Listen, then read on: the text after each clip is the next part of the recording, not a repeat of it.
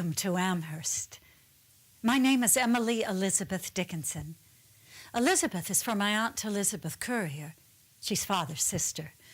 And oh, how the trees would stand up straight when they'd hear Aunt Libby's little boots come thumping into Amherst. She's the only male relative on the female side. Dear Aunt Libby. But I don't use my middle name anymore since I became a poet. Professor Higginson, the literary critic, doesn't think that my poems are worth... Well, no matter. I've had 7 poems published anonymously, so you can see why I prefer to introduce myself to you as a poet. Here in Amherst, I'm known as Squire Dickinson's half-cracked daughter. And I am. The neighbors can't figure me out.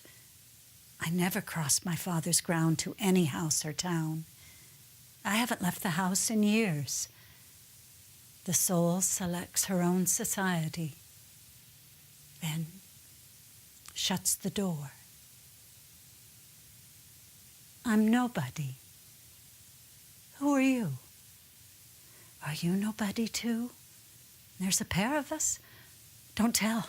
They'll banish us, you know. How dreary to be somebody. How public, like a frog. To tell your name the livelong day to an admiring bog. I'm told one woman in Amherst is imitating me now. It's probably Clarissa Cartwright.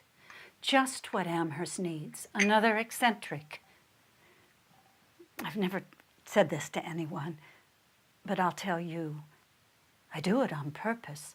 The white dress, the seclusion, it's all deliberate. Only my brother Austin, he knows. He says, Emily, stop your posing. Austin knows me through and through as no one else does. Father and Mother never understood me, and Vinny? Oh, Vinny doesn't know me either. But Austin and I are unlike most everyone, and therefore more dependent on each other for delight. But I think sometimes the stories about me distress him. Oh, and in a way the stories are true. Oh, and I believe in truth, but I think that it can be slanted, just a little. Tell all the truth, but tell it slant. Success in circuit lies, too bright for our infirm delight, the truth's superb surprise. As lightning to the child eased with explanation kind, the truth must dazzle gradually, or every man be blind. Words are my life.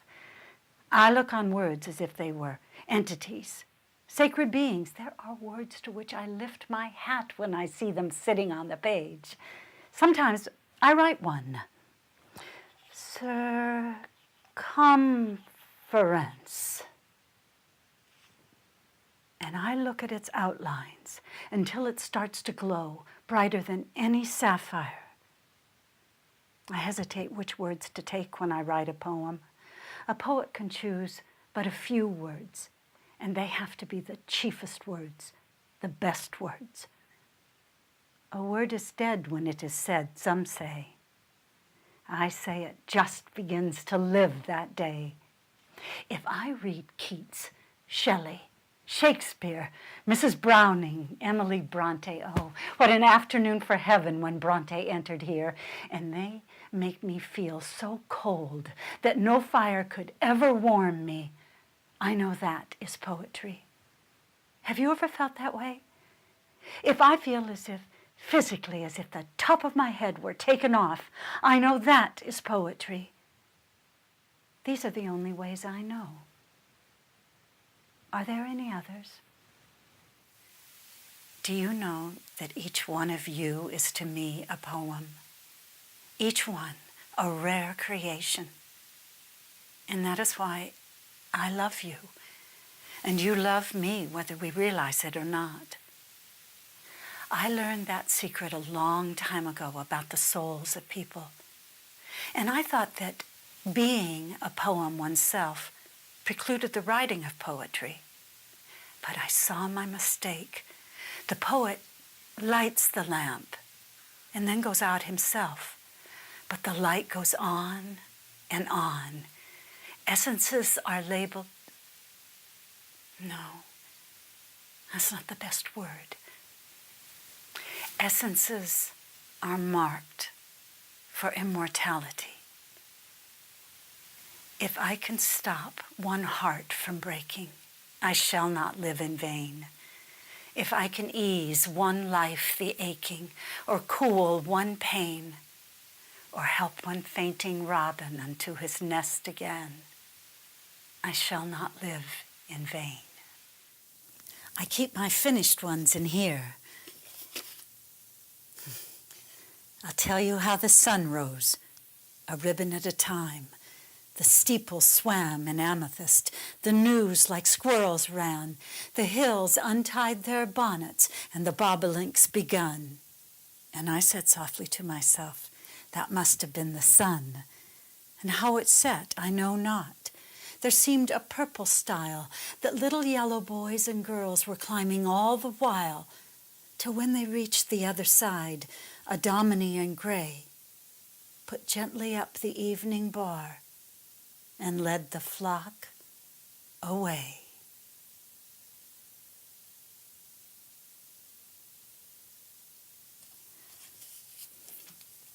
Hope. Hope is the thing with feathers that perches in the soul and sings the tune without the words that never stops at all. And sweetest in the gale is heard.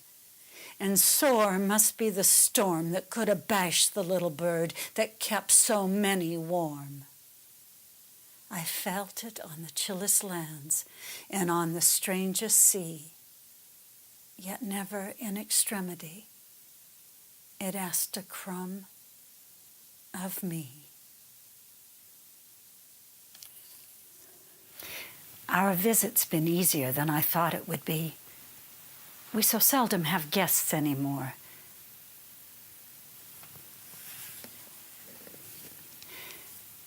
This is my letter to the world, who never wrote to me. The simple news that nature told with tender majesty. Her message is committed to hands I cannot see. For love of her, sweet countrymen, judge tenderly of me.